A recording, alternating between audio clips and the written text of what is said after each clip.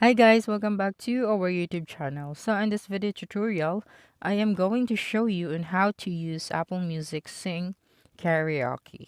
Now the first thing that you need to do is, since I'm not using an iPhone, so you just have to follow along. Okay? So karaoke feature in your Apple.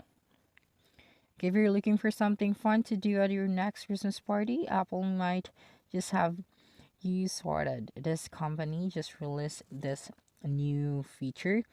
So what you'll need is an iPhone or iPad running iOS 16.2 or later, or the Apple TV 4K 2022, or an Apple Music subscription.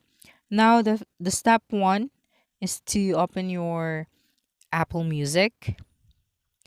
Okay? Now for step 2, choose a song to sing.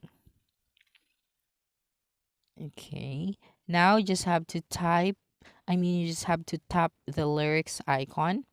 So this one. And then tap on the sing icon. And from there, you could be able to use the Apple Music Sing Karaoke. So that's it. Don't forget to subscribe to our YouTube channel for more informative video tutorials in the future. Bye bye.